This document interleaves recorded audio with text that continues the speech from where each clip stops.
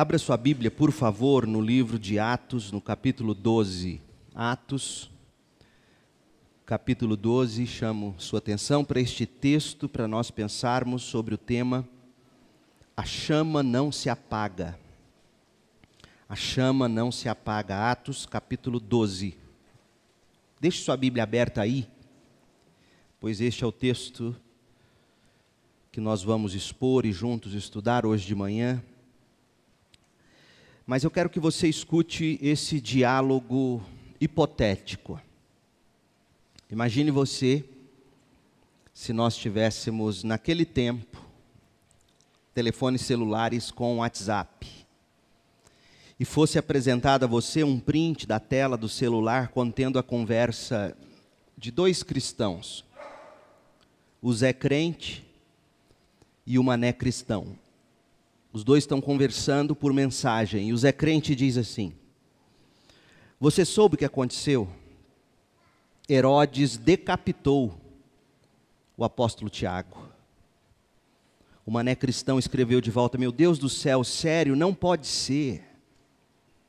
Tiago era um dos mais chegados de Jesus. Ele, Pedro e João eram próximos ao mestre. Gente, eu pensava que Deus o protegeria. O Zé Crente responde: espere, isso não é tudo. Pedro está preso e deverá ser o próximo. Jesus Altíssimo. Zé Crente: ainda por cima, as pesquisas mais recentes mostram que o índice de aprovação e de popularidade de Herodes aumentou depois que ele matou Tiago. Mesmo? Perguntou o Mané Cristão. Sabe o que é pior, Mané? Todo mundo está comentando que amanhã, depois que a festa da Páscoa acabar, Pedro vai ser executado. Meu Deus do céu, disse o Mané Cristão, e agora? Tiago já foi morto. Se matarem Pedro, será o início do fim da chama do Evangelho. Ninguém vai fazer nada. O Zé Crente responde: faremos uma vigília de oração hoje à noite na casa de Maria, mãe de João Marcos.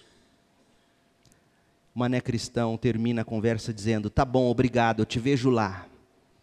Até logo. Gente, há momentos em que a maldade parece vencer ou estar vencendo a batalha. Os homens maus aprontam, mas escapam ilesos. E para nossa tristeza e choque, eles saem com a popularidade nas alturas. É fácil nessas horas se perguntar: onde está Deus em tudo isso? Por que Deus permitiu esse mal? Como é que algum bem poderá resultar de uma maldade tão horrível? Você já se viu em situação parecida? Esse é o caso de Atos capítulo 12. Tiago e João, eles eram irmãos. Esse Tiago que foi morto, em Atos 12, era irmão de João, irmão muito chegado. Eles trabalhavam juntos no negócio da pesca do pai Zebedeu. Há até quem argumente dizendo que Tiago e João eram primos de Jesus e passaram 3 anos em contato direto com ele, participando intimamente nesse núcleo mais íntimo, mais chegado de Jesus. Tiago e João tinham esperanças, sonhos, mas agora Tiago de repente foi brutalmente executado. Pedro poderia ser o próximo. Muitos, portanto, deveriam estar se perguntando: por quê? Por quê? Eis um resumo do nosso texto, Atos 12. O capítulo 12 começa dizendo que Tiago estava morto. Pedro estava na prisão, aguardando a hora da sua execução. E o tirano Herodes, aproveitando a popularidade, o poder dele entre os judeus. É isso que está dito do verso 1 ao verso 4. Enquanto isso, a igreja estava orando na casa de Maria, mãe de João Marcos. É o que a gente vê no verso 5 e no verso 12. Mas no final do capítulo, a gente enxerga Pedro milagrosamente sendo liberto da prisão. Essa libertação está narrada dos versos 5 a 19. E aí o capítulo termina mostrando Herodes comido por vermes, finalmente morto. Atos 12, de 20 a 23. E a palavra de Deus, diz o texto, nos versos 24 e 25, crescia e se multiplicava. A pergunta que eu quero responder com você hoje de manhã é a seguinte: o que nós temos neste capítulo? Lucas, ele está nos mostrando que ninguém consegue parar o Evangelho. Ninguém. A partir do capítulo 13 de Atos, que nós vamos estudar em breve, Deus permitindo, nós vamos ver o Evangelho se espalhando, alcançando os confins da terra a partir da igreja de Antioquia. Começa no capítulo 13 de Atos o ministério do apóstolo Paulo. Só que Lucas quer que a gente enxergue a última investida de Satanás, ainda em Jerusalém, tentando fazer a chama do Evangelho se apagar. Quando alguém se opõe ao Evangelho, essa pessoa até poderá vencer, gente, algumas lutas. Essas pessoas podem até conseguir apagar algumas labaredas do fogo, mas essas pessoas nunca vencerão a batalha e jamais apagarão a chama do Evangelho. É isso que Lucas quer que a gente enxergue. Quem vive do Evangelho, quem vive para o Evangelho, pode até perder momentaneamente, mas no final vai ser vitorioso. A chama não se apaga. Deus é o Todo-Poderoso e nenhuma força impedirá a propagação do Evangelho de Jesus Cristo. Ouça o que Isaías profetizou. Isaías 11, versículo 9. Em todo o meu santo monte não se fará mal, nem haverá destruição, pois como as águas enchem o mar, a terra estará cheia de gente que conhece o Senhor. Essa era a profecia. O profeta Isaías está anunciando o período quando nenhuma nação ou predador será capaz de ferir mortalmente o povo de Deus, parando dessa maneira o avanço do Evangelho de Cristo. E esse é o tempo que nós estamos vivendo hoje, desde a primeira vinda de Jesus Cristo, e que será pleno quando Jesus voltar para estabelecer o seu reino eterno. Feitas essas considerações, eu desejo agora olhar para Atos 12 e compartilhar com vocês 4 lições, lições que nos ajudarão quando o mal parecer vitorioso. Lições que nos ajudarão a encorajar nossa fé. Quando o mal parecer vitorioso, a fé e a coragem do povo de Deus estiverem abaladas. Quando a chama do amor pelo anúncio do Evangelho estiver quase se apagando. E honestamente, na maior parte do tempo a gente vive assim. A gente olha para o cenário político. A gente ouve os alardes de leis que estão para serem aprovadas, que pretendem calar a igreja, que pretendem sufocar a igreja. A gente vê o mal passando impune. E o que geralmente costuma acontecer no coração do crente? Ele se vê com fé e com coragem abaladas. Amor pelo Evangelho diminuindo. Atos capítulo 12 é para nos encorajar. E a primeira lição que Atos 12 nos ensina é a seguinte, tome nota.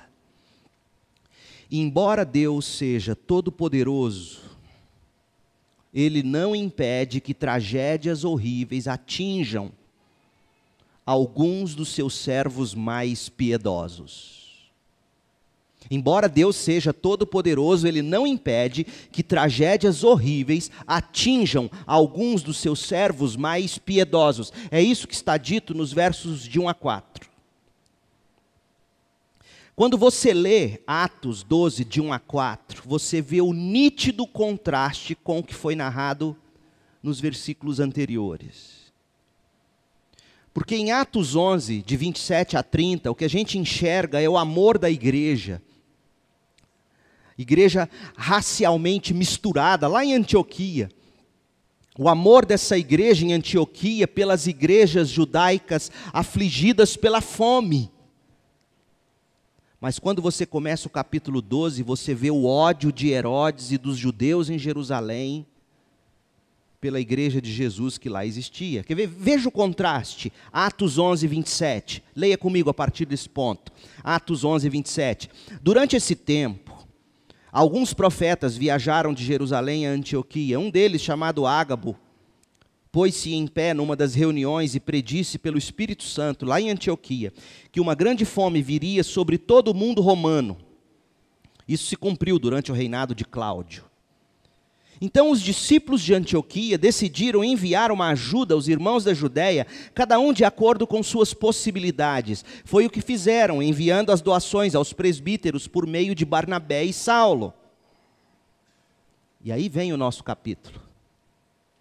Nitidamente, até o ponto em que lemos agora, existe o amor de crentes por outros crentes. É isso que se espera da igreja. Mas quando Lucas tira as lentes de dentro da igreja e coloca as lentes no cenário ao redor da igreja, cenário em que a igreja está inserida, Lucas nos mostra um mundo horrível. Verso 1 do capítulo 12. Por essa época, o rei Herodes Agripa começou a perseguir violentamente algumas pessoas da igreja. Se você quiser conhecer sobre quem era Herodes Agripa, faça uma pesquisa na internet. Eu não quero tomar seu tempo narrando o caráter desse homem e o quanto ele era mau e perverso. Ele mandou matar à espada Tiago, irmão de João. E quando Herodes viu que isso agradava os judeus, também prendeu Pedro durante a celebração da festa dos pães sem fermento. Depois lançou na cadeia Pedro sob a guarda de 4 escoltas, cada uma com 4 soldados. E a intenção de Herodes era apresentar Pedro aos judeus para julgamento público depois da Páscoa. Veja que cena terrível, gente. Herodes mata Tiago, e quando ele descobre que a popularidade dele estava em alta, ele vai na cabeça dos apóstolos, ele vai em Pedro, ele prende Pedro, e ele diz: nós vamos matar esse homem. Mas ele é tão sagaz, que ele diz assim: eu quero dar aos judeus o gostinho de condenação, então eu vou consultá-los. Lógico que ele sabia que os judeus pediriam a cabeça de Pedro. Mas veja a artimanha política desse homem. Lógico que ele tinha poder para matar Pedro. Afinal, os judeus já estavam odiando o movimento dos cristãos. Mas ele quer envolver a comunidade judaica, ele quer incitar o ódio. Ele quer que a popularidade dele cresça. Ou seja, na cabeça de Herodes, essa massa chamada de cristãos não passava de massa de manobra. E nenhum ato perverso, é o que a Bíblia nos diz, nem mesmo a matança de justos, matança de piedosos ocorre fora da vontade e dos decretos soberanos de Deus. Por exemplo, Deus não perdeu o controle quando Herodes Antipas, bêbado, entregou a cabeça de João Batista para a filha de Herodias. Lembra disso? Mateus 14, de 1 a 12. Homem embriagado de vinho e de prazeres. Arranca a cabeça de João Batista e entrega para uma dançarina. E essa dançarina entrega para a mãe dela, Herodias. Deus não tinha perdido o controle. Deus também não perdeu o controle quando Tiago foi decapitado aqui em Atos 12, de 1 a 2. Aliás, até mesmo as terríveis ações do anticristo nos tempos do fim estarão sob o controle de Deus, gente. Pois Deus vai remover tudo quando for o tempo. Mas antes disso, conforme Apocalipse 6, de 9 a 11 revela, muitas pessoas piedosas morrerão. E ouça o que eu vou dizer. Todas essas mortes estão nos planos de Deus. É o que diz Apocalipse 6, de 9 a 11. Deus é soberano. Então tem algumas lições práticas que a gente pode tirar desse primeiro ponto. Embora Deus seja todo-poderoso, Deus não impede que tragédias horríveis atinjam alguns dos seus servos mais piedosos. A primeira lição é a seguinte: aqueles que ensinam para você que é sempre a vontade de Deus nos curar de doenças, nos livrar de tragédias e nos fazer prosperar, é sempre a vontade de Deus nos afastar da morte, esses são falsos profetas. Porque o próprio Jesus ensina em João 16:33 que no mundo nós teremos aflições. Mas tenham bom ânimo, eu venci o mundo. E de que forma Jesus venceu o mundo? Morrendo. 2 Timóteo 4:20, Paulo diz que Erasto ficou em Corinto e Paulo deixou Trófimo doente em Mileto. Paulo não conseguiu curar Trófimo. Então, aqueles que ensinam que é sempre a vontade de Deus que o crente seja curado, que o crente se veja livre de tragédias, que o crente precisa prosperar, que o crente não vai morrer de forma trágica, que essas coisas são tudo castigo de Deus, engana-se, porque eu duvido muito que Deus estivesse aplicando algum juízo ou castigo sobre Tiago, irmão de João. Outra coisa, Deus não nos ama menos quando Ele nos leva a atravessar os vales da sombra da morte. Você acha que Deus não amava Tiago? Aliás, o Salmo 116:15 diz que o Senhor se importa profundamente com a morte dos seus fiéis. Outra versão diz que preciosa é aos olhos do Senhor a morte dos seus fiéis. A morte não é maldição para o crente. Nunca será maldição para o crente a morte. Nunca, nunca, absolutamente nunca a morte é maldição para um crente. Filipenses 1, 21 a 23, Paulo diz que viver é Cristo, morrer é lucro. E de que forma Paulo morreu, gente? Da pior forma possível, também decapitado conforme a tradição. E você diz para mim que Paulo morreu amaldiçoado? Que Paulo morreu porque era uma punição ou castigo divino? De forma alguma. Aliás, Paulo diz em Filipenses 1, 22, mas se continuar vivo, posso trabalhar e produzir fruto para Cristo. Na verdade, não sei o que escolher, estou dividido entre dois desejos. Eu quero partir e estar com Cristo, o que me seria muitíssimo melhor. Oh, meu povo, quando Deus permite que um Paulo seja decapitado, quando Deus permite que um Pedro seja morto, crucificado de cabeça para baixo, como diz a tradição que foi, quando Deus permite que um Tiago morra sem a cabeça, João Batista morra sem a cabeça, não diga para mim que isso é maldição. Outra coisa, por mais difícil que seja, por mais trágicas que sejam, o crente precisa ver a morte da perspectiva eterna e não da nossa perspectiva temporal. Deixa eu explicar melhor. Da perspectiva temporal é horroroso você ver a cabeça de Tiago numa bandeja. Da perspectiva temporal é pavoroso ver a cabeça de um João Batista na bandeja. Mas da perspectiva eterna, esses homens não morreram.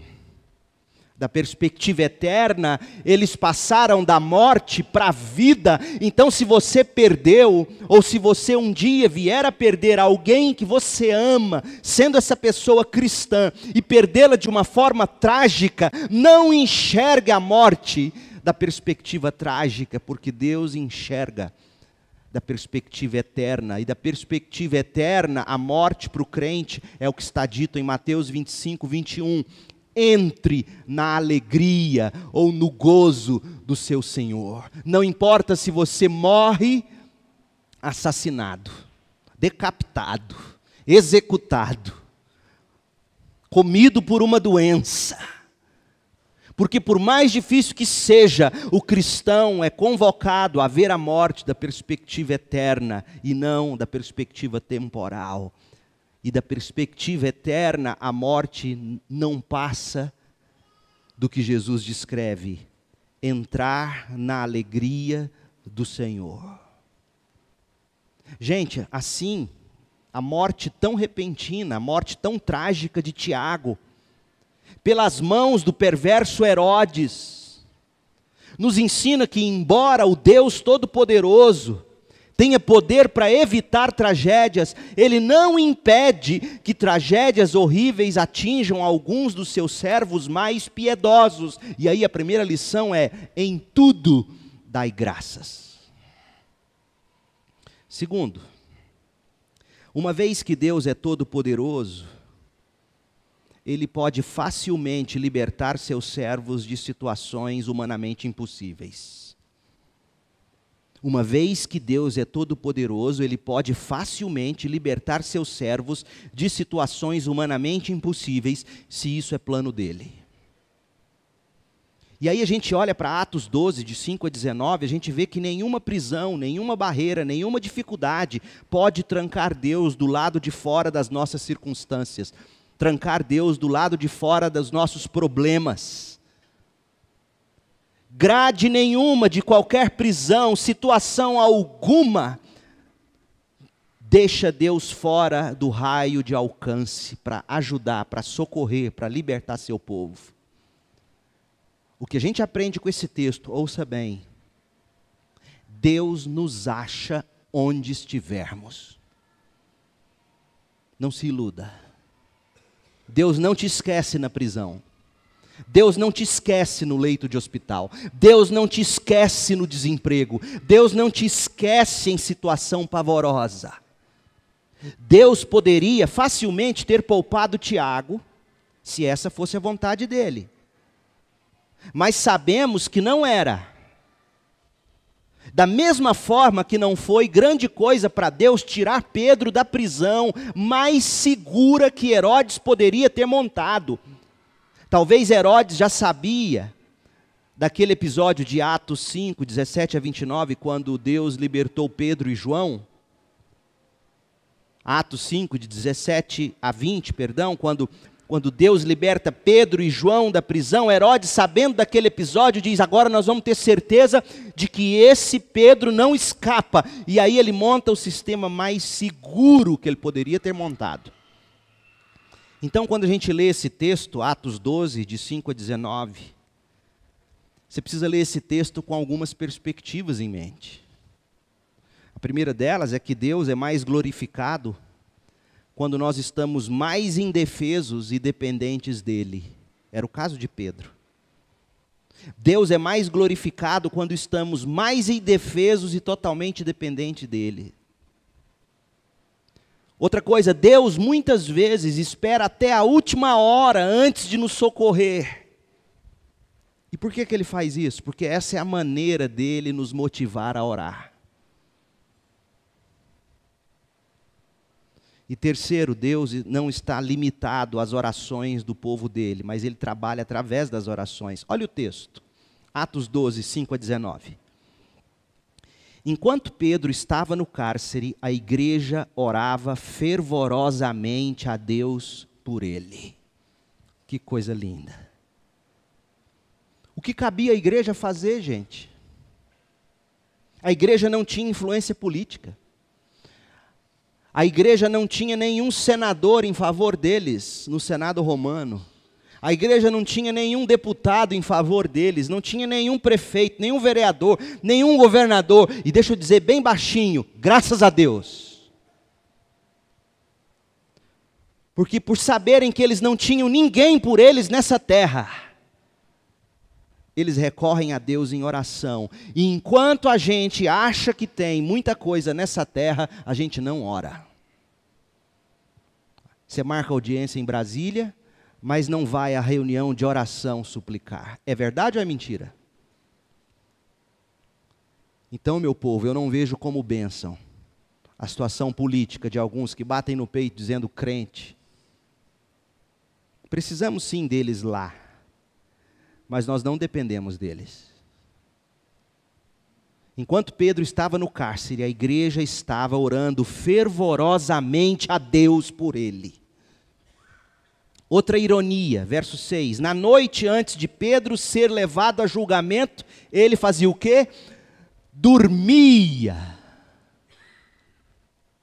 Essa aqui é a imagem de alguém totalmente indefeso. Imagina um bebê recém-nascido no colo do pai ou da mãe, dormindo, indefeso. Lucas quer nos mostrar que Pedro dormia. E como é que Lucas ficou sabendo disso? Pedro contou.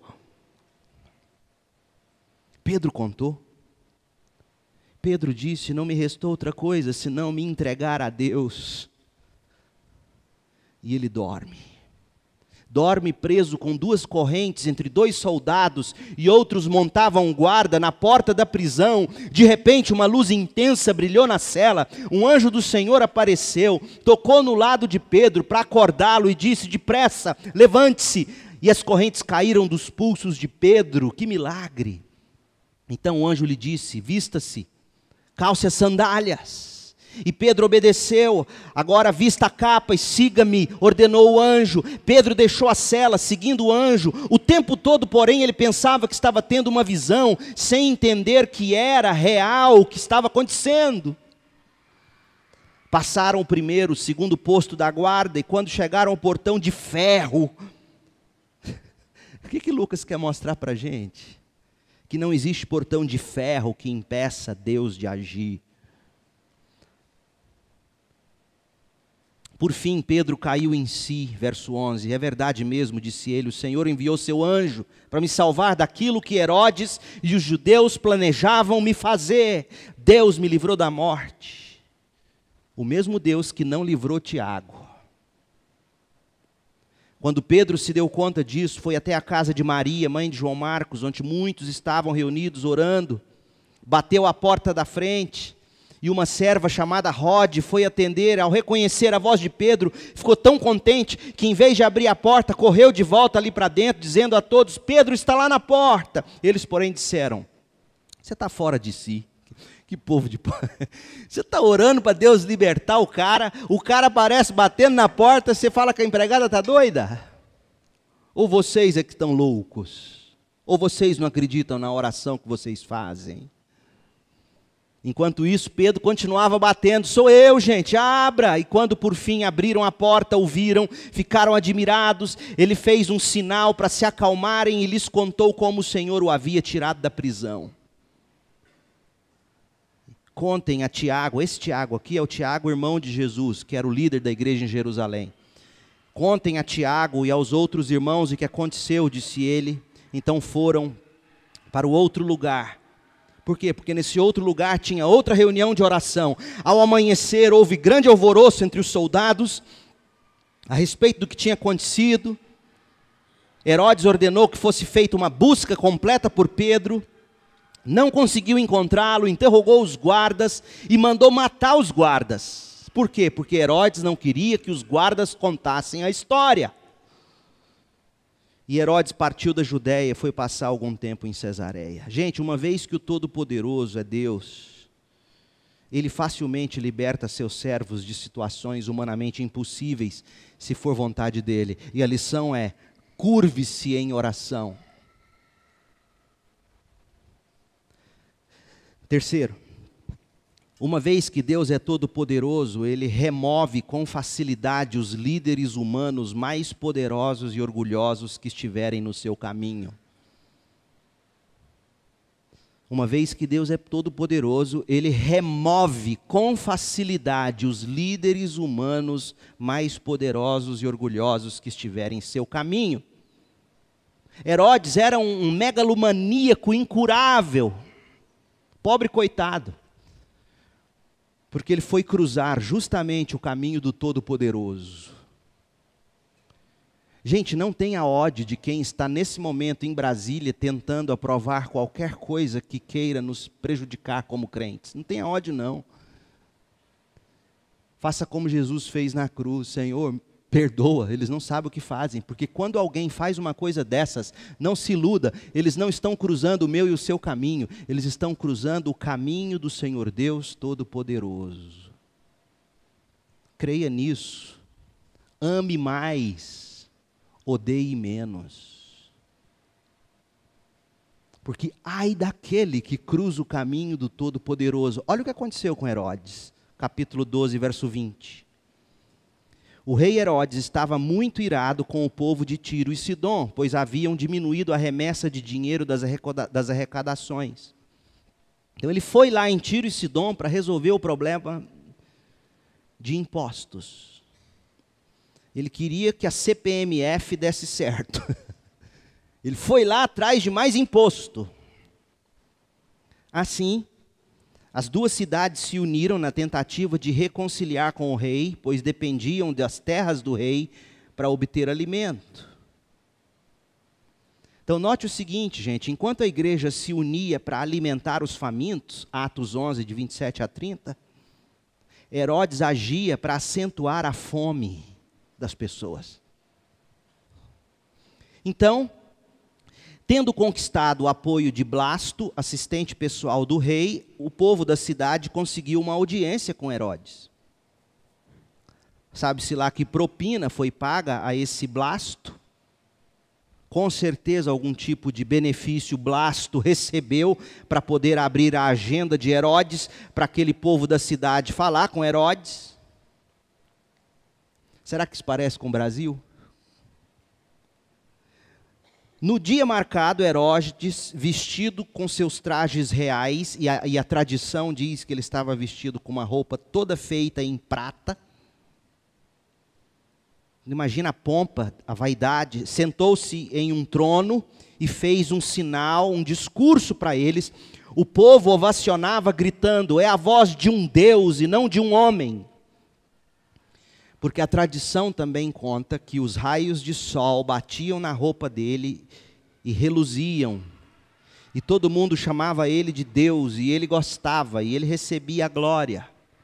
E aí o texto diz que no mesmo instante, um anjo do Senhor feriu Herodes com uma enfermidade, uma forte dor no abdômen, diz Flávio Joséfo. Pois ele não ofereceu glória a Deus, e foi comido por vermes e morreu. Se você ler o livro de Flávio Joséfo, Antiguidades dos Judeus, eu não vou ler para você, você pode ler no meu esboço depois, mas Antiguidade dos Judeus, capítulo 19, parágrafo 8, inciso 2, lá no livro de Antiguidades, eles contam que o que aconteceu com Herodes é que uma teníase intestinal matou esse homem. Teníase seria aquela solitária de carne de porco. É uma parasitose intestinal decorrente da ingestão de cisticercos ou larvas.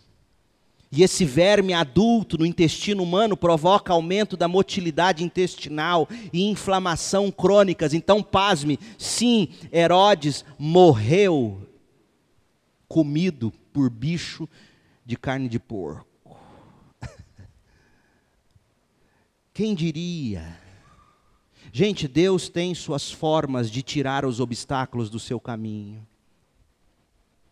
Quem busca a glória para si mesmo, declara guerra contra Deus. E declarar guerra contra Deus é cometer suicídio eterno. Deus é todo-poderoso. Então, uma vez que Deus é todo-poderoso, Deus remove com facilidade os líderes humanos mais poderosos e orgulhosos que estiverem no seu caminho. A lição é: mantenha sua fé. Mantenha sua fé. E por fim, uma vez que Deus é todo-poderoso, Ele não deixará que a chama do Evangelho se apague por nenhuma oposição. Uma vez que Ele é todo-poderoso, Ele não deixará que a chama do Evangelho se apague por nenhuma oposição. Versos 24 e 25. Como é que começou o capítulo? Tiago morto, Pedro preso, Herodes em alta, a igreja recolhida em oração. Como é que termina o capítulo?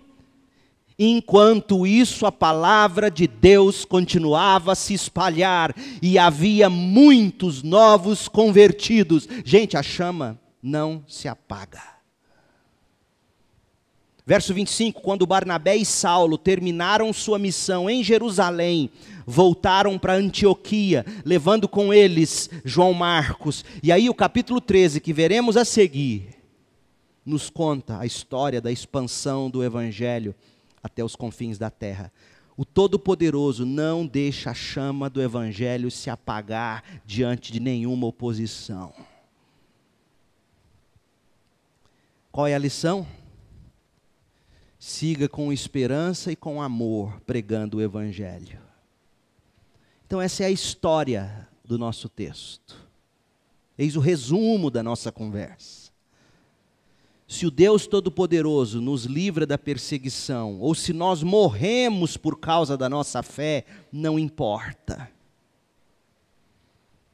O que nos importa é que a gente se comprometa com o avanço, com a promoção do Evangelho. John Patton foi missionário nas ilhas de Vanuatu, ou Novas Hébridas, no Pacífico Sul. Em 1824, ele nasceu na Escócia. Ainda jovem, ele queria ser missionário e ele se dispôs a ser missionário nas favelas de Glasgow, na Escócia. E sentiu o chamado de Deus para ser missionário nessas ilhas de Vanuatu. Só que havia um problema, 2 ingleses haviam chegado lá nas ilhas de Vanuatu em 1839, e eles foram mortos a cacetadas e foram comidos pelos selvagens que eram canibais, minutos depois da chegada deles. Imagina, desembarcaram na ilha, minutos depois, canibais mataram esses 2 ingleses à paulada e comeram a carne dos 2. John Patton resolveu ir ser missionário lá, não obstante essas histórias. 20 anos depois ele foi. Ele casou no dia 5 de novembro de 1858. No dia 12 de fevereiro de 1859, a mulher dele deu à luz um filho, lá na ilha já. Recém-casado, primeiro filho. Dias depois, menos de um mês, a mulher morre por conta de complicações no parto. No dia 20 daquele mesmo mês, o bebê morreu. John Patton ficou sozinho, com dor, solidão. Pouco antes da mulher morrer, ela disse assim: Patton, você não deve pensar que eu me arrependi de ter deixado minha mãe e ter vindo para cá. Se eu tivesse a chance, eu faria tudo de novo e faria com muito mais prazer, sim, com todo o meu coração. Ah, não me arrependo de ter deixado casa e amigos, embora no momento eu não sinta isso com entusiasmo. Não me arrependo, apesar de no momento eu não sentir isso com entusiasmo. E as palavras dela, segundos antes de morrer, foram as seguintes: nada perdido, apenas partindo mais cedo, para estar para sempre com o Senhor. No final da vida dele, ele ficou lá até os 70 e poucos anos. John Patton disse assim: que eu tivesse minha vida para começar de novo. Eu iria consagrar minha vida de novo a Jesus na busca da conversão dos demais canibais das Novas Hébridas. Lá no início, quando ele estava convencendo a igreja dele de que a igreja tinha que enviar ele como missionário, um diácono idoso e muito piedoso, que gostava muito do John Patton, falou: não vai, tentou desencorajar ele, até porque 2 missionários já tinham sido mortos a pauladas e comidos pelos canibais. Olha a resposta que o jovem John Patton deu para o idoso diácono: veja bem, Sr. Dixon, em pouco tempo o senhor morrerá e será colocado numa cova. Lá os vermes e minhocas comerão seu corpo. Quanto a mim, eu confesso ao Senhor, se eu tiver que viver e morrer servindo ao Senhor Jesus Cristo, não fará qualquer diferença se eu for comido por vermes e minhocas, ou se eu for comido por canibais, já que a ressurreição dos mortos está aí, e eu receberei um corpo glorificado, tanto quanto o Senhor, cujas minhocas haverão de comer. Como nós precisamos de mais John Pattons, dizendo, se é minhoca que vai comer meu corpo, se é canibal que vai comer minha carne, não importa, o que importa é que eu viva e que eu morra, levando a chama do Evangelho, meu povo, é isso que importa. Aí você quer saber como é que um homem desse superou essa crise? Ele passando dias em cima, nas grimpas de uma árvore, escondido dos canibais, tentando comê-lo. Afinal, ele já tinha perdido a mulher e o filho no campo missionário, e agora ele não sabia o que fazer. Ele lá em cima, olha o que ele anotou no diário dele: durante as crises, geralmente eu me sento calmo e com a alma firme, sempre em pé e ereta, inabalável, com todo o peso da promessa de Deus que diz, e eis que estou convosco todos os dias até a consumação do século. Promessa preciosa. Quantas vezes eu adoro a Jesus por ela e nela me regozijo. Louvado seja o nome do Senhor. Olha o que ele diz. Sem a consciência permanente da presença e do poder do meu querido Senhor e Salvador, nada mais no mundo todo poderia ter me preservado de perder a minha sanidade. Ele não perdeu a sanidade, porque ele continuou crendo na bondade de Deus, no Todo-Poderoso, e cultivando comunhão com Deus na palavra e na oração. Gente, seja qual for o curso, com a promessa de Jesus no coração, em doce comunhão com Ele, na palavra e na oração, que todos nós possamos nos comprometer com a causa do Evangelho de Jesus, e que essa chama não se apague no meu e no seu coração, porque nos planos de Deus elas não se apagam. Então, em tudo dai graças, curve-se a Deus em oração, mantenha a fé e siga com esperança e amor, pregando o Evangelho da graça de Deus. Deus te abençoe com graça e paz. Feche seus olhos e ore comigo. Deus querido, em nome de Jesus, dá-nos a fé de John Patton, dá-nos a fé de Pedro, dá-nos a fé de homens e mulheres do passado que não se intimidaram diante da morte. Ó Deus, seja na vida, seja na morte, que em tudo o Senhor seja glorificado em nós. Dá-nos essa consciência, porque essa igreja, com essa consciência, fará discípulos, verá convertidos, colherá frutos. Livra-nos do medo, livra-nos da covardia, e faça de nós homens e mulheres intrépidos de fé, que confiam na bondade e na sabedoria do Todo-Poderoso, mesmo quando as tragédias venham ceifar vidas de quem amamos. Homens e mulheres que creem que não existem portas de ferro que impeçam o Senhor de operar.